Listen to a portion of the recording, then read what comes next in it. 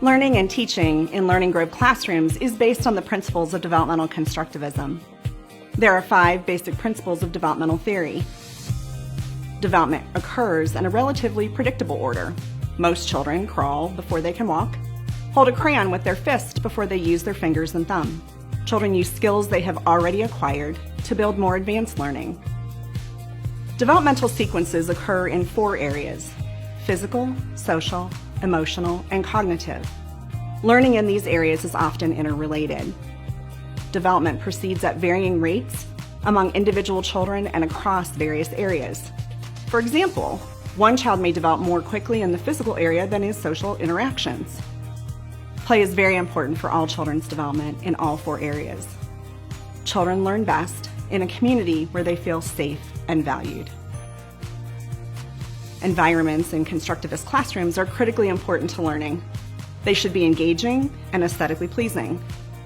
Each classroom is divided into specific areas to support exploration and learning in key curriculum areas and to facilitate play, social interactions, and creative development.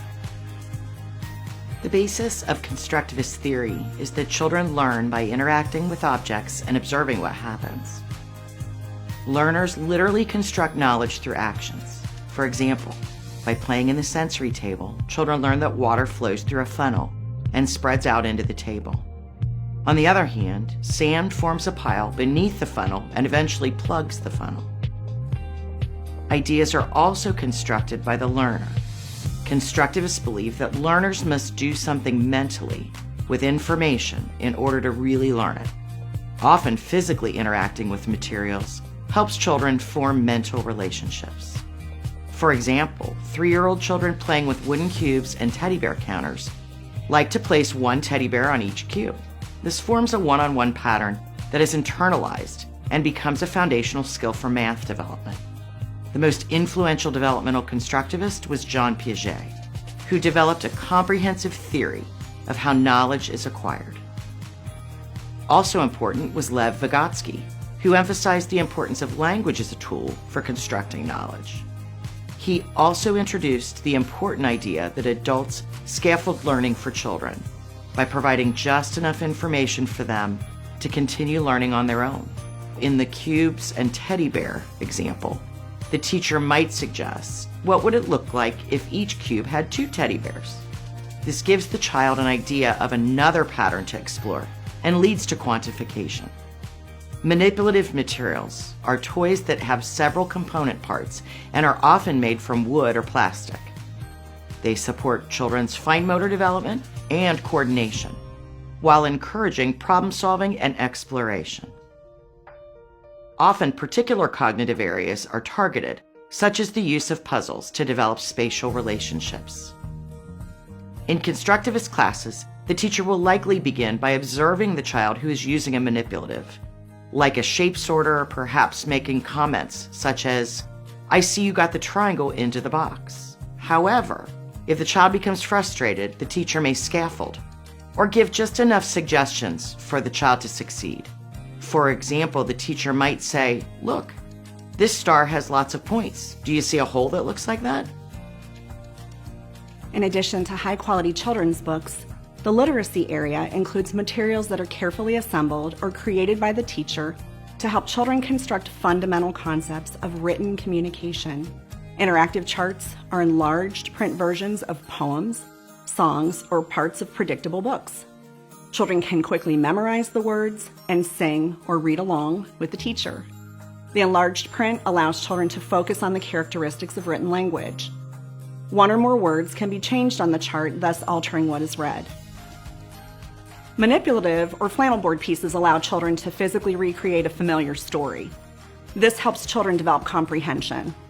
Children must construct the fundamental principles of written language.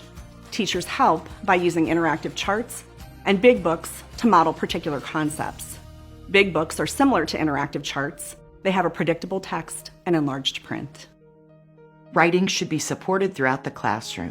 In addition, a special writing area offers a number of supplies to encourage children to experiment with writing.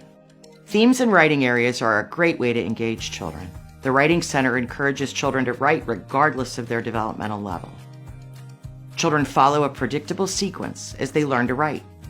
Here are 3 examples of varying levels of children's writing.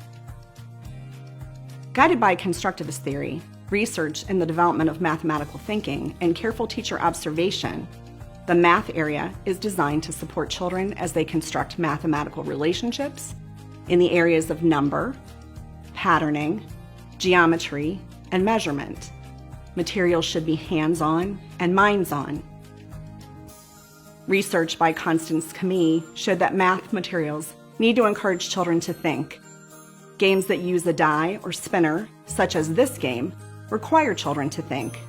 They must figure out how many counters to take based on the amount shown on the die or spinner. Piaget showed a developmental trajectory in the development of quantification. These types of games support children as they move through the various levels of thinking.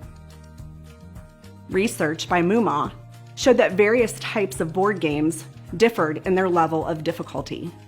The easiest games had a simple grid and counters to cover the spaces, based on the roll of the die. Next in difficulty were simple path games, in which each player had a short, straight path to follow. Those most difficult were games in which all players shared a long, curved path. Teachers should use all 3 types of games to meet the needs of children at various levels.